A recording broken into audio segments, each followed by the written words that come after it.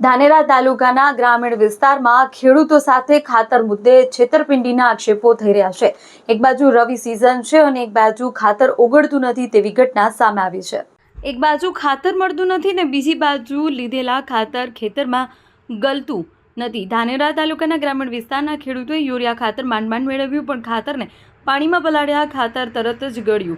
આમ તો ખાતર 2 જ મિનિટમાં ઓગળી જાય છે, પણ આ ખેડૂતે લાવેલ ખાતર ગળ્યું નહીં। પરિણામે ખેડૂત મૂંઝાયો છે કે આ ખાતર ડુપ્લિકેટ તો નથી ને, અને એક બાજુ રવિ સિઝનમાં તે છે ને ખાતર ખેડૂતોનું ખાતર પાડી રહ્યું છે। तो यूरिया ते गलतो नहीं है। पानी फूल टप में नाख्यु तो 4 कलाक लाइन में उभा रह्या, 2 बोरी खातर मळ्યું। एम खातर गलतुं है नहीं। हवे डुप्लिकेट है कि ओरिजिनल है वो तो खबर नहीं है। आ रायडा में नाखवा खातर मैं लाव्यो तो हवे अमारे खातर नाखवुं केवी रीते रायडा या खातर मैं लाव्यो तो 4 कलाक लाइन में उभा रह्या, खातर मळ्યું तो અને એમાં મેં કાલે 9 તારીખનું બપોરે 1 વાગે ગાળ્યું હતું।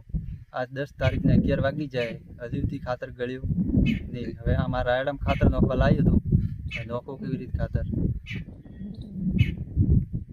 લાવ્યું હતું 2 બોરી, એમાં 4 કલાક લાઈનમાં ઉભા રહ્યા ત્યારે 2 બોરી મળ્યું ખાતર, ને એમાં આ ખાતર ગળતું નહીં। કાલે 1 વાગે ગાળેલું હોય, આજ બીજો દિવસ ઉગી જ જોઈએ, 20 કલાક ઉપર થઈ જાય, હજી ખાતર ગળ્યું નહીં। ફૂલ પાણીનો ટપ ભરેલો હતો, ખાતર હજી અંદર એવું ને એવું આખું નાખવું પડ્યું।